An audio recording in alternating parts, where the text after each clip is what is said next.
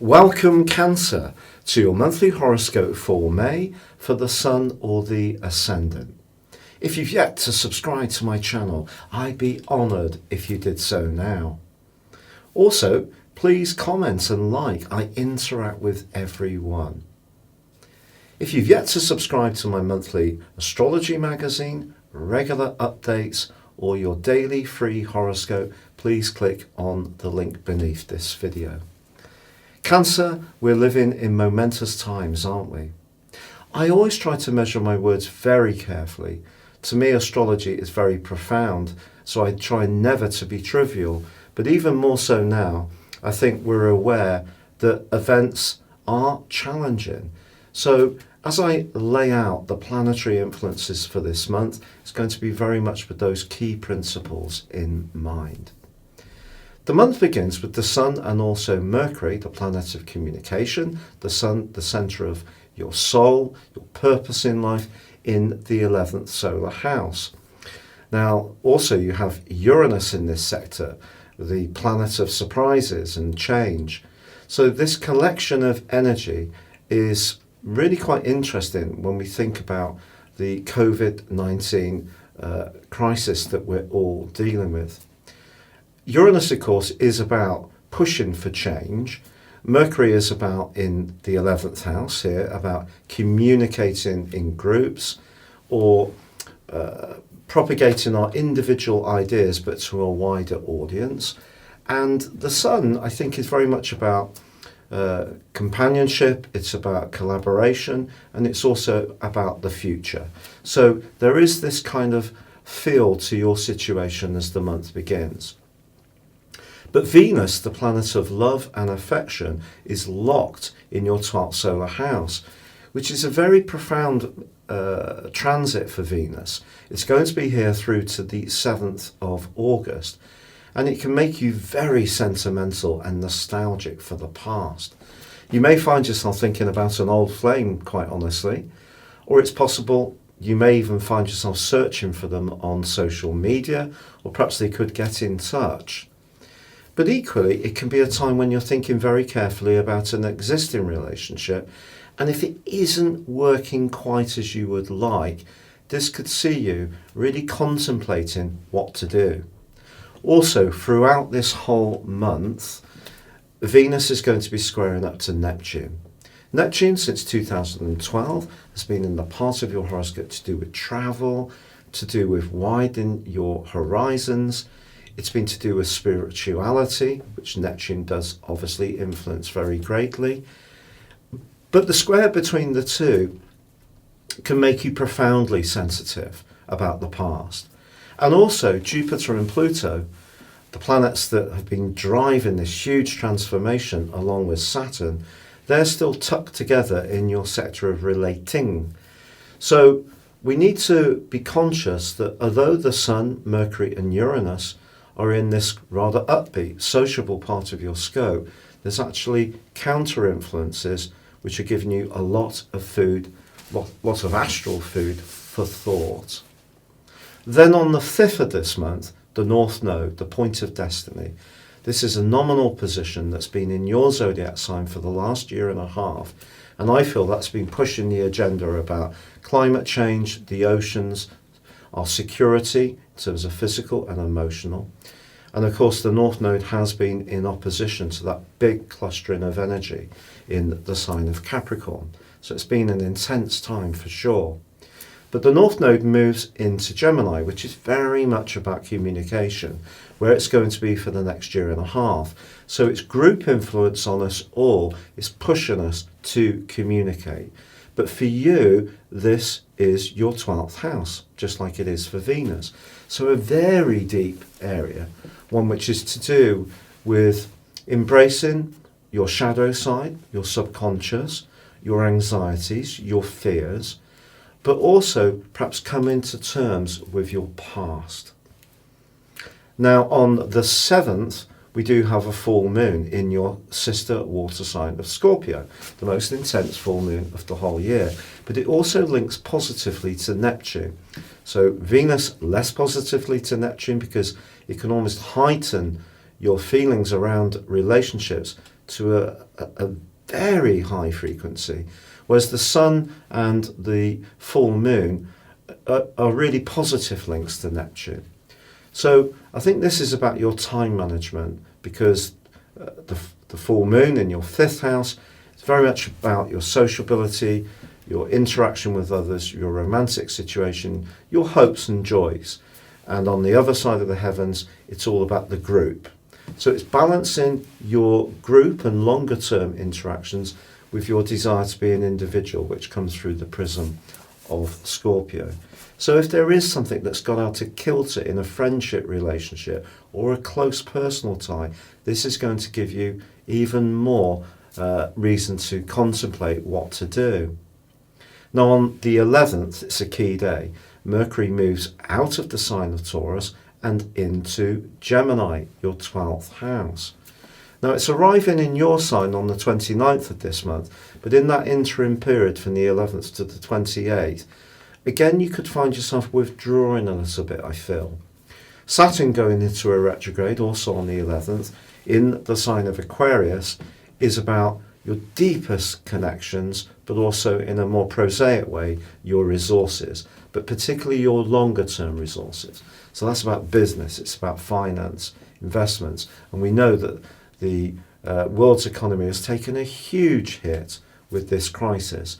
So I think for you personally, and if you are based in the United States, because the United States natal horoscope is Cancerian, I think this is a fascinating thing that Saturn goes into a retrograde at this point. So I think there's going to be some real deep changes structurally going on within the market. But on the 13th, Mars moves out of Aquarius and into Pisces, which is actually really good for you. And this is going to give you the fire, Mars, even though it's in a watery sign, the fire of your passion linked to your imagination, Pisces, to start to think about ways in which you're going to recalibrate your approach to your future. Now, Jupiter goes into a retrograde on the 14th, following Venus, which goes into a retrograde on the 13th. So this profound introspection that can go on around a relationship can get stronger from the middle of this month. But Jupiter going into retrograde in your sector of relating means that some of the energy that seems limited or slowing down can come from others towards you as much as you towards them. However, there is a glorious link between the Sun and Pluto between the 11th and the 16th. This is probably one of the most potent influences, if not the most potent influence, that we can possibly have in astrology, because the Sun is the centre of your being, travelling through this sector of collectivity, how you connect to others, your collaborative efforts, your cooperation, whereas Pluto's in your sector of a direct relationship. So if you're in a relationship which does give you cause for optimism and you do feel secure and it is transforming in a way that's positive for you, all this 12th house energy in Gemini is just really about you deciding to commit to something that's deeply meaningful to you. You're putting absolutely all of your heart into it. But the transformation can work in a different way. If there's a relationship that isn't working for you anymore, the angle between the Sun and Pluto is you moving towards letting it go. That process of elimination reaches a peak from the 21st through to the 23rd, when the Sun moves into Gemini, Mercury goes alongside Venus, which is of course going backwards, and then on the 22nd we have a new moon which forges a wonderful trine to Saturn. So all this stuff that's going on with Gemini going into your 12th house, the Sun catching up with Mercury and Venus, and of course the North Node, suggests if you keep doing the work, you keep working on yourself to let go of the things that no longer serve you, whether it's your own attitudes, your own past sadnesses and griefs and things that have bogged you down in the past. Not that this is a bad thing, it's just the way life is for some of us. Or there is a situation you need to separate from because it's not bringing you the nourishment that you need in the here and now, this is going to be a critical new moon. But you know, in the last 10 days of this month, Mars is going to be forging an amazing link to Uranus. So if you have got some imaginative ideas for the future, this is going to give you a lot of spark, a lot of enthusiasm about them. So feel excited about that. Also, once Mercury moves into your sign on the 29th, you can start to come more into the present. That will give you a sense of greater certainty and purposefulness. Also, the last 3 days of this month do see the Sun and Mars in a bit of a clash. I think the key for you is, even if there are some things changing at a profound level in your situation, don't make a difficult situation into a bigger crisis by putting too much oxygen into being angry. So however much someone's behaved unjustly, or you don't see it the same as they do, it's vitally important that you don't bog yourself down like this as best as possible. That doesn't mean to say you shouldn't speak your truth, because sometimes your anger is when you withdraw, and it's the crab on the beach. You'll go left, you'll go right to avoid confrontation, and then you'll dig down into the sand and hide yourself away. Unfortunately, this doesn't resolve the anger. It doesn't help you to ventilate it. It doesn't resolve the problem either. So when I say this about anger, I don't mean to say that you shouldn't say how you feel. In fact, if you can say how you feel, even if you are bringing up the past situations that have disappointed you, it can be such a wonderful thing to release that from yourself and to not feel that you have to keep all of this stuff close to your chest because of that fearfulness of confrontation. I think for all of us, we are going to have to engage in a new way of being and interacting with one another and engaging in the world at large. And I think you are entering essentially a more psychological period, which may seem strange, but you are a cardinal sign. Your rule of the moon is your defences. It's about security. And perhaps if becoming a bit defensive has become rather a pattern, an automatic pattern, all this energy in Gemini is asking you to think and talk to a very trusted person, a good friend, someone who gives you wise counsel but is objective. Gemini, objectiveness, it's air, then that can be a very smart thing to do.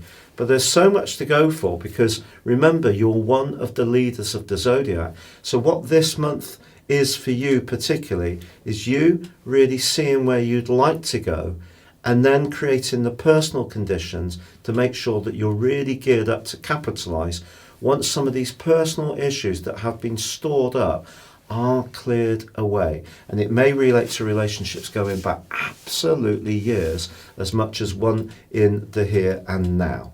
Thank you so much for joining me for your monthly horoscope forecast. I'd love it if you would subscribe to my monthly magazine and my regular mail-outs, which are high quality astro journalism. You can also get your free daily horoscope within this emailed to you each day.